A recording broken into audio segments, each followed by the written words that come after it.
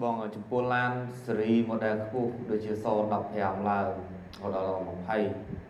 យខ្ញុំបកមកចង់ចំណេញដូរយកប៊ូស៊ីដែលស៊េរីទាបនៅតម្លៃទាបប៉ុន្តែ original បាទតែខ្ញុំដូរបានអត់បាទតើតើជាមួយឡានស៊េរីថ្មីចង់ដូរប៊ូស៊ីចេញស៊េរីចាស់តែប្រើបានអត់ប្រើបានប៉ុន្តែប៊ូស៊ីចេញស៊េរីចាស់មានតែពពួកនីកែលផ្លាទីននិងស៊េរីចេញចាស់តែពពួក iridium ស៊េរីថ្មីហើយអញ្ចឹងសម្រាប់ឡានស៊េរីខ្ពស់ឆ្នាំ2020អីចង់មកដូរពពួកនីកែលលេខកូដអត់មានទេលេខកូដសម្រាប់ឡានហ្នឹងគឺការណែនាំរបស់ក្រុមហ៊ុនគឺអត់មានចាប់ពី iridium ទៅព្រោះស៊េរី020អីឡើងហ្នឹងគឺ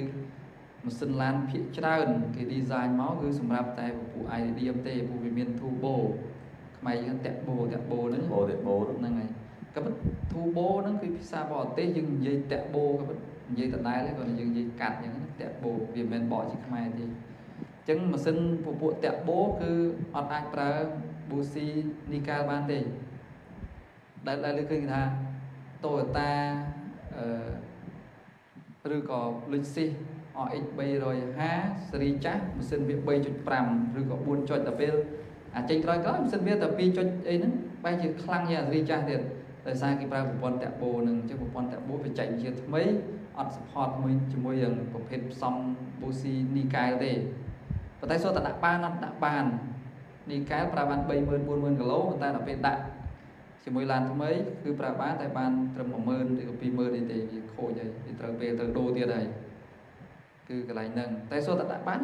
ប្រើបានធម្មតាបាទអាចបានប្រហែលជា2ឆ្នាំអីប្រហែល2ឆ្នាំតែអាស្រ័យលើយើងជិះជាក់ស្ដែងដែរបើយើងជិះច្រើនជាអីទៅម៉ាស៊ីនឡានយើងមិនសូវស្រួលវាអាចតាមនឹងដែរយុគខ្លីតាមនឹងចុះឧទាហរណ៍ថា V8 សិន V8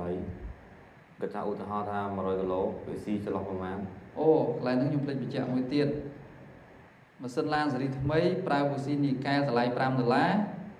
ឡាន200,000នេះយកមកដូរប៊ូស៊ីមកគ្រាប់$5វាស៊ីប្រេងជាងធម្មតាដោយសារតែម៉ាស៊ីនគេ design មកវាអត់ត្រូវអញ្ចឹងភ្លើងវាក៏គេហៅភាសាអង់គ្លេសបើយើងឆែកក្នុង Google Gemini AI សួរ AI គេថា misfire មានថាភ្លើងអត់ត្រូវបាញ់មែនភ្លើងបាញ់អត់ស្មើអត់ត្រូវជាមួយនឹងការ design របស់ឡានរបស់ម៉ាស៊ីនឡានស៊េរីថ្មីអញ្ចឹងវាតែភ្លើងមិនស្មើ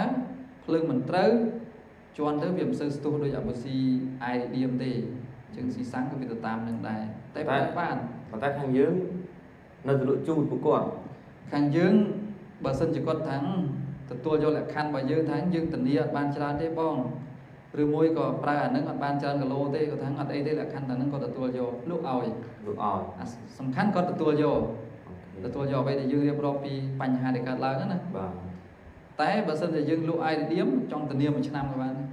ឲ្យតែដាក់ត្រូវកូដត្រូវប្រភេទឡានគឺធានាច្រើនតែបើគាត់ទិញខុសបែបហ្នឹងយើងនៅតែលក់ឲ្យអញ្ចឹងប៉ុន្តែយើងប្រាប់ពីមូលហេតុថាមានបញ្ហាជា1ជា2អញ្ចឹងណាបាទអញ្ចឹងបើនិយាយទៅវាមិនល្អទេបើនិយាយទៅរបស់ថ្មីយើងប្រើ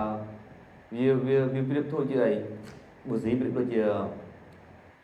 តែឡានជាភ្លើងចុះប៉ុន្តែក្នុងខ្លួនមនុស្សយើងប្រៀបជាអីបេះដូងអញ្ចឹងបេះដូងយើងបេះដូងទូចជាមួយបេះដូងធំវាខុសគ្នាយើងប្រើបានដូចគ្នាប៉ុន្តែគេហៅថាការដែលយើងគេហៅថាវាទូខ្លួនរបស់យើងមិនអាចចាត់ប្រើទៅដើម្បីចំណេញជាទូទៅវាគ្មានចំណេញអីទេបើយើងស៊េរីខ្ពស់មួយស៊េរីទាបប៉ុន្តែគាត់ថាវាបេះដូងដូចគ្នាវា original ដូចគ្នាវាខុសគ្រាន់ថាវាមិនល្អប្រហែលទេ